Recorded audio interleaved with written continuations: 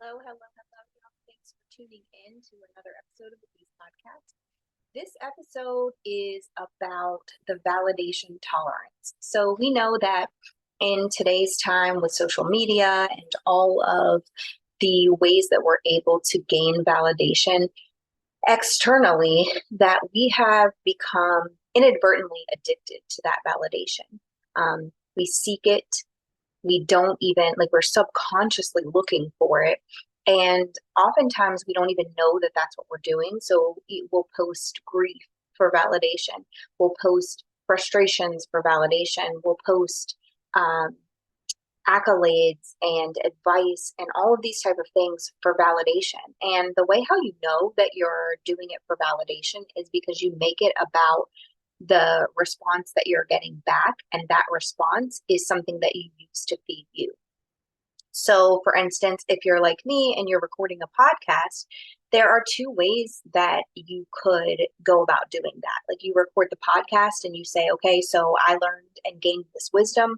And so I want to share it with the world. Whatever they do with it is what they do with it. But I feel like this story happened in my life to be able to positively impact another's. And then there's the other part of it where you could record the video because you need to be emotionally fueled by the validation of other people. So you need them to say that your message was good, you need them to praise you based on the message that you delivered, etc. And so sometimes we don't really delve into what we're trying to gain from that. And I can tell you that there was a point in time where I would feverishly check how many people liked my video. I would feverishly check the comments to see how many people commented. And in those moments, I didn't realize that I was doing it because I needed to seek and was gaining to, or was achieving that gain of someone else's external telling me that what I did was great. And now that is so far from what I do. It is me really saying, I needed this information at some point in my life, didn't have the information, and wish that I would have. And so I'm putting it out into the world for anyone who's in that same place. And so the intention is not the same. It's not to fill me up and to fuel me. It's just to share the wisdom that God gave me so that other people can learn it in such a way. And so what happens is we become addicted to that validation, which is why you see people on social media very often posting things and then going back to check it, and then being on those social media sites for a good portion of the day, and they're posting things and they're commenting on things just to be able to go back and forth with somebody, just to see if somebody's going to like what they shared, etc. You also see people being overproductive outside of social media for the same reason. And we become so addicted to that validation that we'll do anything to get it. And it's interesting because I went to church this morning and we talked about the validation hole that we fall into. And I laughed because I had already written down the notes for this podcast before I even went to church. And I was like, oh, well, that was confirmation that the message that I needed to share is something that I needed to share. And so, what happens when we're addicted to any substance and we consume so much of it is that our body, our psyche, our internal system becomes tolerant of that thing.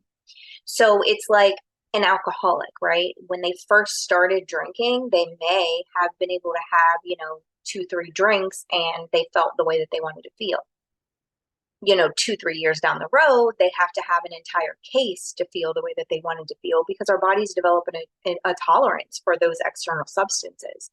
The same thing is true of addicts. Like the overdose epidemic happens quite often because somebody has gone into recovery and they go back to using, and they think that they can use the substance the same way that they were before. And when they do, their body can't handle the substance the same way because prior to that they had developed a tolerance to it, and at this point they don't have that same tolerance, so it actually can make them overdose.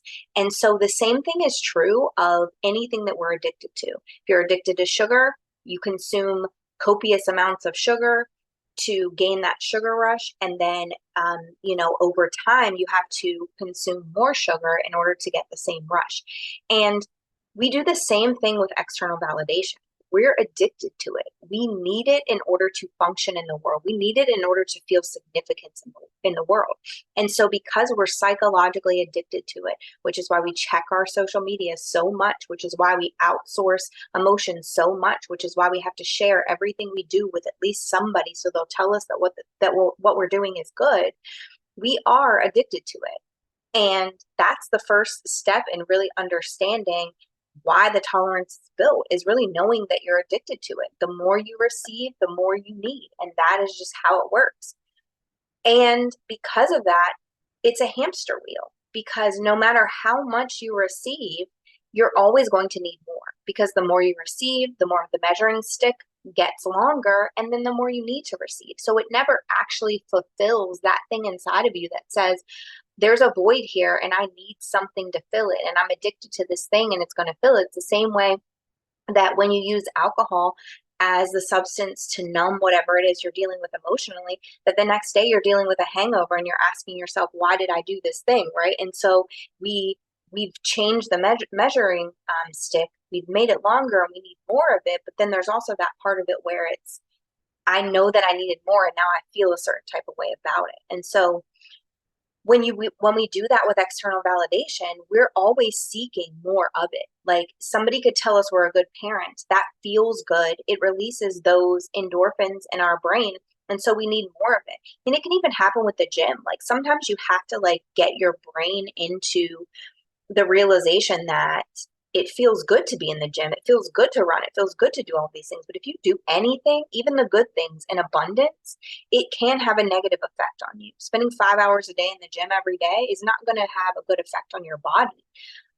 In fact, I would argue that if you did the right kind of exercises, you could spend less time in the gym and you wouldn't be addicted to the endorphins as much as you would be in the presence of feeling good in that moment.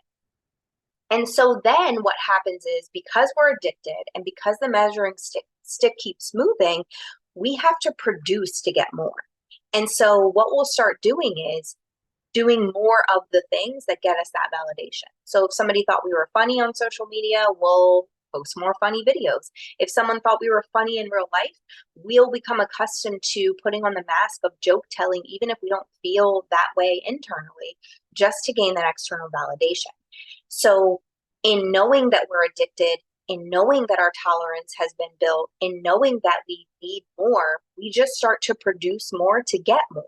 So it's a supply and demand type of thing. If I need more of this external validation to now fuel me and make me feel good about myself because I've developed that addiction and now I have a tolerance to it, then I'm going to produce that very thing that continues to get me that external validation.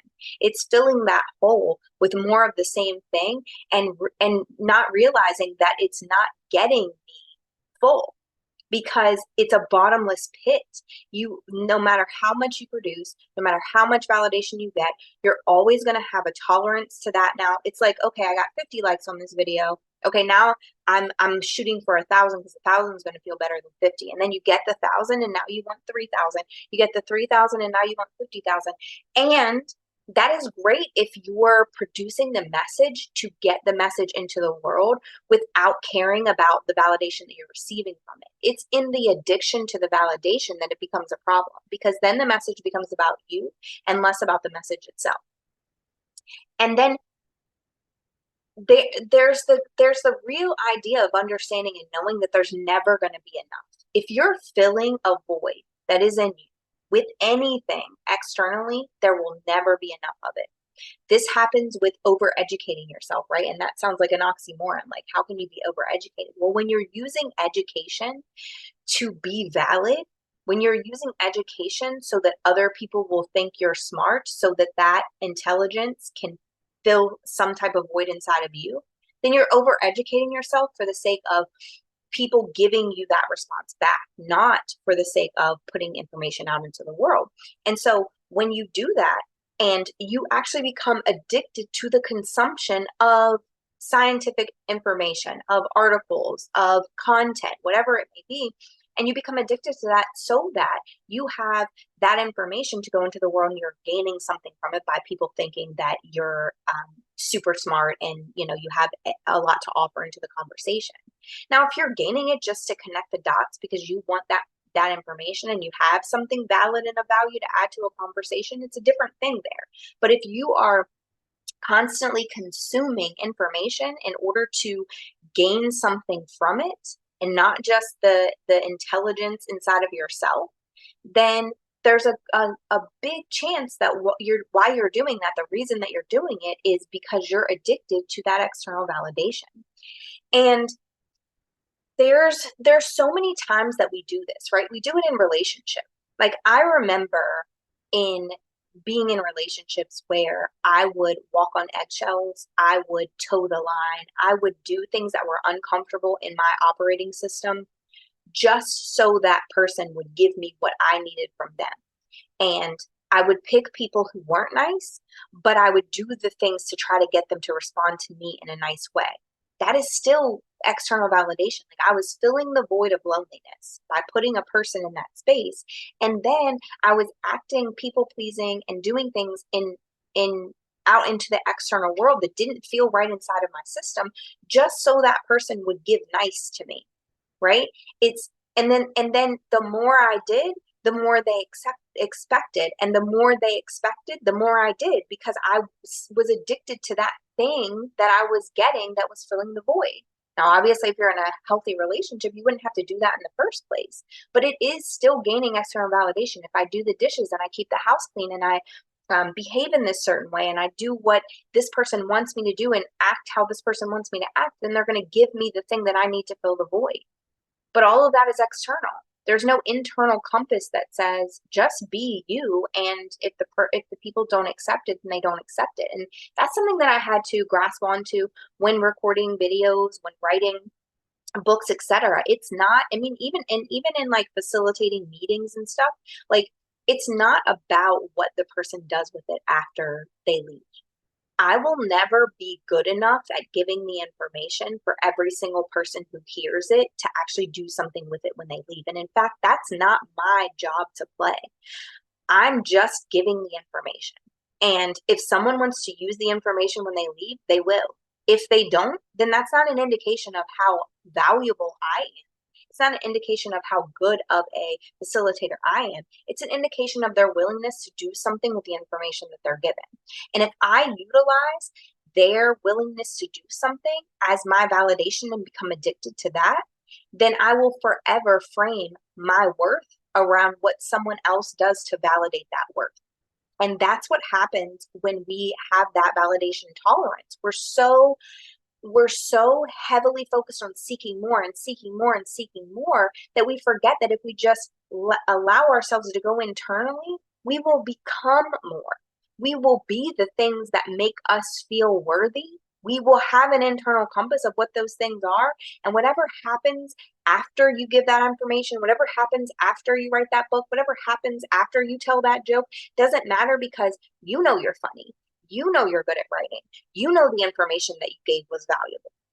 And so because we seek so much externally for them to check off the box of our worthiness, we don't have any type of internal feeling of what that is. What am I worth?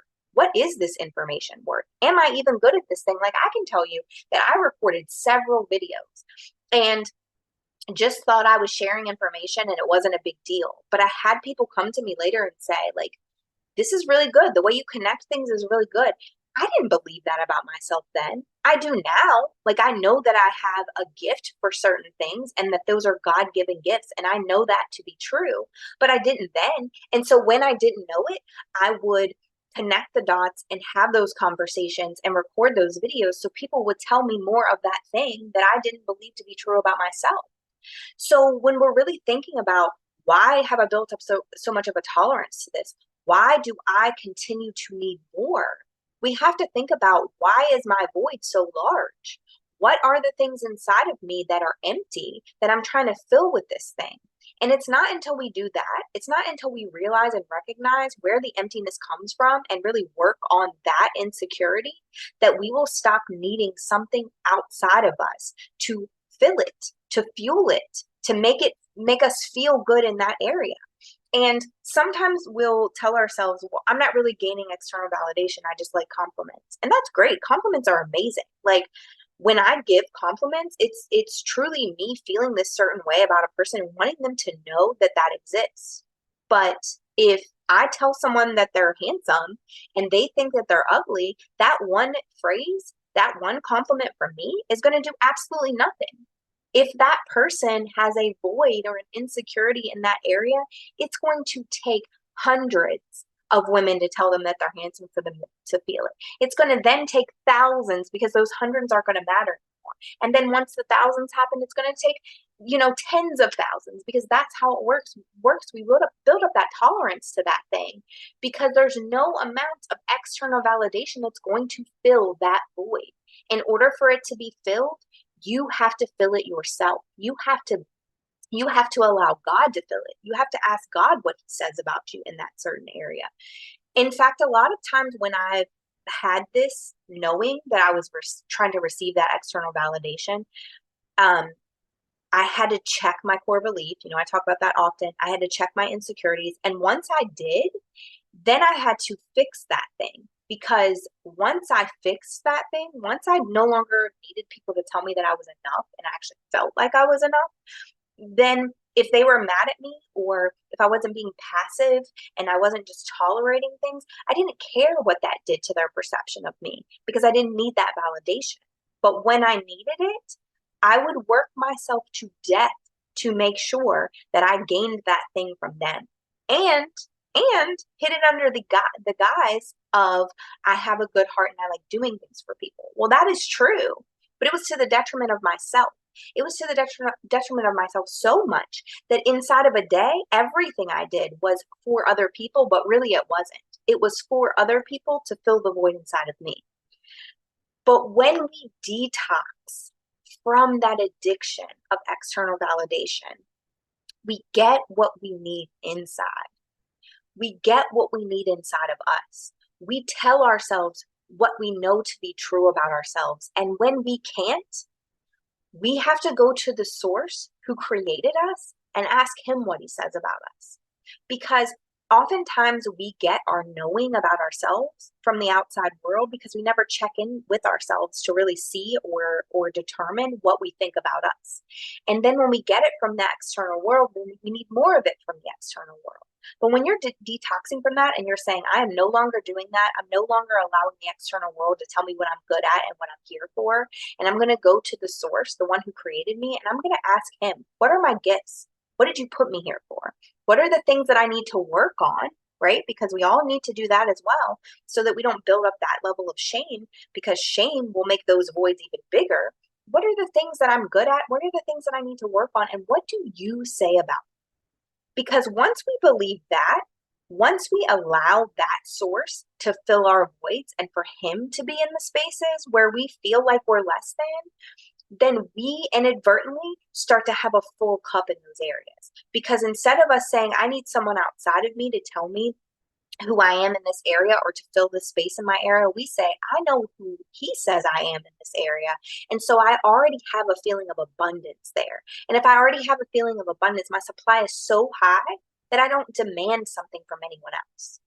And so today I really encourage you, think about all of the spaces where you like to receive that external validation the most. This is a huge indicator of where those voids exist inside of you. If I know that I need people to tell me that I'm pretty every single day, then I know that I have an insecurity around the way that I look and my appearance.